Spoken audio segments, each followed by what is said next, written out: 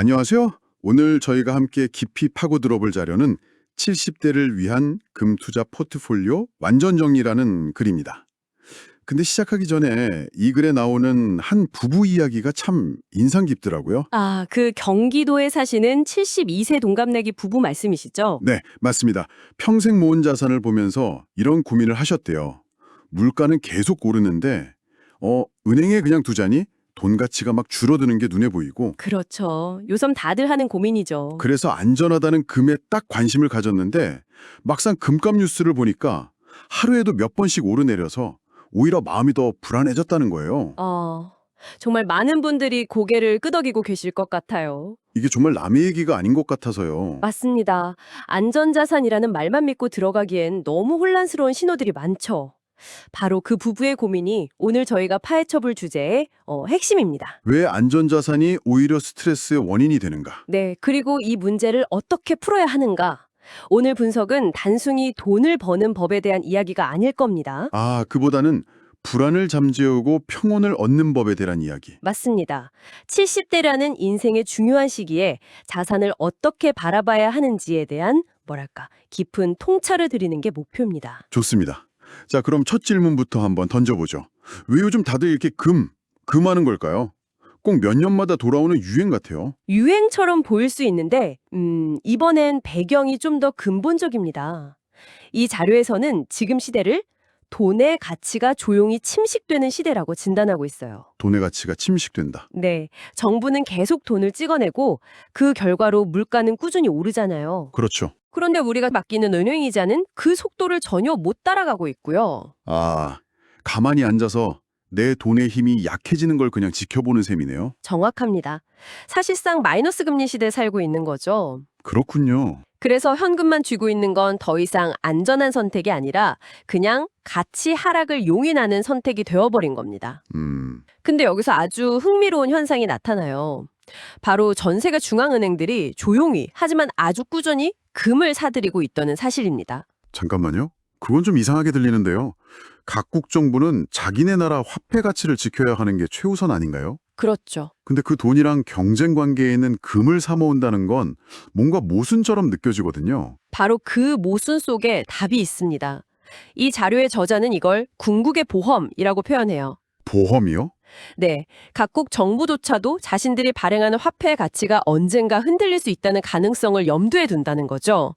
그래서 그 어떤 정부나 특정 국가의 약속에도 얽매이지 않는 본질적인 가치를 짓는 자산, 즉 금을 보험처럼 비축해 두는 겁니다.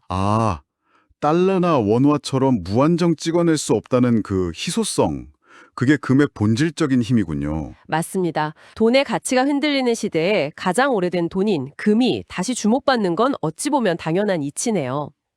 그런데 이 문제는 사실 모든 세대에게 해당될 텐데 왜 이 자료는 유독 70대를 콕 집어서 이야기하는 걸까요? 여기서부터가 오늘 이야기의 진짜 핵심입니다. 60대까지의 자산 관리랑 70대 이후의 자산 관리는 게임의 규칙 자체가 완전히 달라져야 한다고 저자는 강조해요. 게임의 규칙이 달라진다? 60대까지는 얼마나 더 불릴까? 즉 수익률이라는 공격이 중요했다면요. 공격이죠, 공격. 근데 70대부터는 이 자산을 가지고 얼마나 오래 버틸 수 있을까? 즉 원금 보존이라는 수비가 모든 것에 우선해야 한다는 거죠. 듣고 보니 그렇네요. 1억을 버는 것보다 1억을 잃는 타격이 훨씬 더 치명적인 시기니까요. 맞습니다. 만회할 시간이 없다는 게 가장 큰 차이점이고요. 네. 바로 그 지점 때문에 젊을 때처럼 금을 수익을 내기 위한 공격수로 활용하려고 하면 문제가 생기는 겁니다. 어떤 문제죠? 금값이 조금만 떨어져도 밤잠을 설치고 온종일 시세창만 들여다보게 되고요. 자산을 지키려다 마음의 평화를 잃는 거네요. 처음에 이야기했던 그 72세 부부의 고민과 정확히 일치하는 상황이고요. 네, 전형적인 스트레스 자산으로 변질되는 겁니다. 그럼 70대에게 금은 도대체 어떤 존재가 되어야 하는 걸까요? 이 자료에서 아주 멋진 비유를 들거든요. 궁금한데요? 매달 꼬박꼬박 들어와서 마음을 편안하게 해주는 연금처럼요. 연금이요? 네, 금 역시 내 자산 포트폴리오의 한 귀퉁이를 든든하게 받쳐주는 심리적 낫 같은 역할을 해야 한다는 겁니다. 아, 수익률 그래프를 보면서 초조해야 하는 대상이 아니라 그렇죠. 존재 자체만으로 든든한 버팀목이 되어주는 자산, 관점을 이렇게 바꿔야 비로소 금이 진짜 안전자산이 될 수 있습니다. 관점의 전환이 우선이다. 알겠습니다. 하지만 많은 분들이 구체적인 방법에서 실수를 저지르잖아요. 맞아요. 그래서 어떻게 하라고 이 질문이 나올 텐데 이 자료에서 지적하는 가장 흔한 실수랑 그 해결책을 한번 엮어서 이야기해보죠. 네, 좋습니다. 첫 번째 실수는 역시 몰빵 투자겠죠. 금이 안전하다니까 내 재산 전부 금으로 바꾸자. 이런 생각. 네, 가장 위험하고 또 가장 흔한 실수입니다. 자료는 금이 만능 자산이 아니라 무수익 자산이라는 점을 명확히 해요. 무수익 자산? 이자나 배당처럼 현금 흐름을 전혀 만들어내지 못하거든요. 아, 그렇지. 만약 전 재산을 금에 묶어두면 당장 병원비나 생활비처럼 급전이 필요할 때 아주 곤란한 상황에 처할 수 있습니다. 유동성이 완전히 막혀버리는 거죠. 그럼 이 올인의 유혹에 대한 해독제는 뭔가요? 자료에서 제시하는 원칙이 있겠죠? 아주 명쾌한 원칙을 제시합니다. 저는 이걸 보험료의 원칙이라고 부르고 싶은데요. 보험료의 원칙이요? 네, 우리가 화재에 대비해서 집에 보험을 들지만 전 재산을 털어서 보험료를 내지는 않잖아요. 아, 그렇죠. 딱 필요한 만큼만 가입하죠. 금도 마찬가지입니다. 내 전체 자산을 지키기 위한 보험으로 생각하고 전체 자산의 한 20에서 30% 정도만 보험료처럼 내고 금을 보유하라는 겁니다. 와, 보험료의 원칙. 아주 직관적이네요. 전체 20에서 30%. 네, 이게 바로 균형 잡힌 수비의 시작입니다. 자, 그럼 두 번째 실수로 넘어가 보죠. 비중은 정했는데 언제 사야 할지가 또 문제잖아요. 아, 타이밍 어렵죠. 뉴스에서 금값 사상 최고 하면 막 따라 사고 싶고 폭락 하면은 겁나서 팔고 싶고 이런 뉴스 따라 투자하기가 두 번째 실수겠네요. 맞습니다. 금값의 단기 변동성은 생각보다 훨씬 커요. 이런 단기 파도에 일희일비하기 시작하면 결국 비쌀 때 사서 쌀 때 파는 최악의 결과를 맞이하기 쉽죠. 심리적으로 완전히 말려버리는 겁니다. 아, 듣기만 해도 스트레스 받네요. 그럼 이 타이밍의 함정에서 벗어날 현실적인 방법은 뭘까요? 신이 아닌 이상 최저점을 맞출 수는 없을 텐데요. 그래서 저자는 가격을 맞추려는 노력 자체를 포기하라고 조언합니다. 포기하라고요? 네, 그 대신 정해진 양을 꾸준히 채워나가는 방식을 제안하죠. 아, 분할 매수 말씀이시군요. 맞습니다. 예를 들어 내 목표 비중이 25%라면 그걸 한 번에 채우려 하지 말고 1년이나 2년에 걸쳐서 매달 혹은 매 분기마다 정해진 금액만큼 기계적으로 사 모으는 겁니다. 감정을 빼고 시스템으로 접긴 하라. 네, 그렇게 하면 평균 매입 단가도 자연스럽게 안정되고요. 스트레스 없이 목표를 달성하는 가장 현명한 방법입니다. 알겠습니다. 이제 마지막 실수.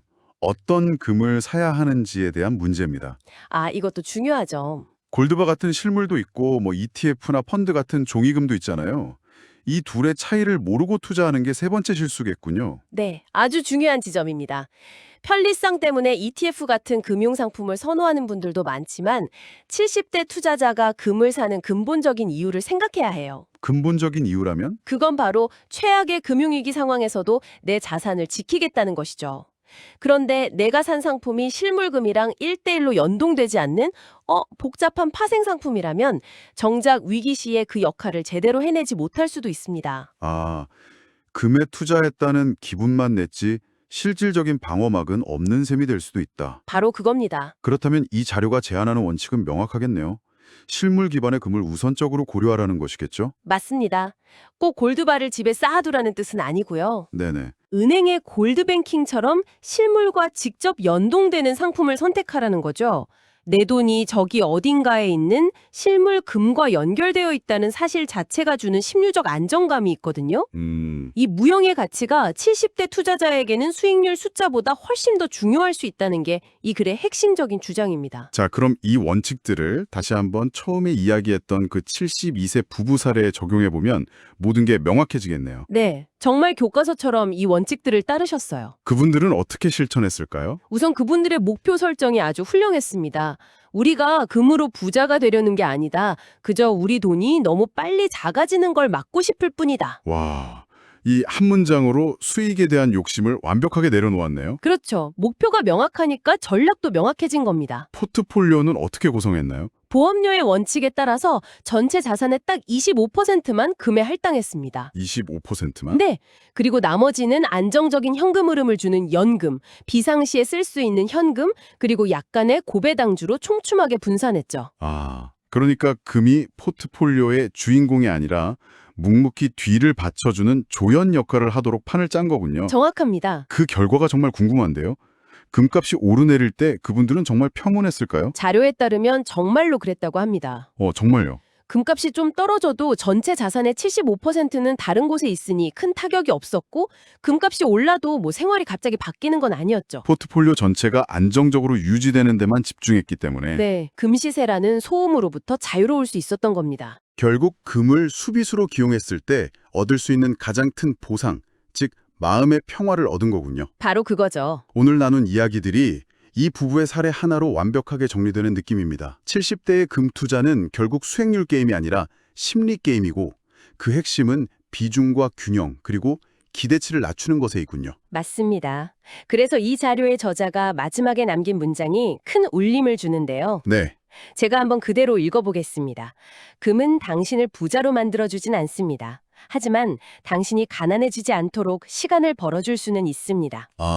시간을 벌어준다. 정말 멋진 표현이네요. 가치가 하락하는 속도를 늦춰준다는 의미군요. 네, 70대의 자산 관리는 속도가 아니라 방향이고 흥분과 환희가 아니라 내가 세운 기준을 지키는 것이 전부라는 뜻입니다. 오늘 저희가 분석한 이 글의 마지막 문장을 다시 한번 전해드리면서 마무리하고 싶네요. 금으로 돈을 벌겠다는 생각을 완전히 내려놓을 때 비로소 금은 당신의 노후를 지켜주는 가장 조용한 버팀목이 될 것입니다. 오늘 저희는 금을 공격수가 아닌 수비수의 관점에서 바라봤습니다. 이 관점을 당신의 자산 관리 전체로 한번 확장해 보는 건 어떨까요? 마지막으로 이런 질문을 남겨드립니다. 오늘 금에 대해 나눈 이야기처럼 당신의 자산 포트폴리오에서 수익이라는 공격적인 목표 대신 보존이라는 수비적인 관점으로 다시 한번 점검하고 역할을 재조정해 볼 다른 영역은 무엇이 있을까요?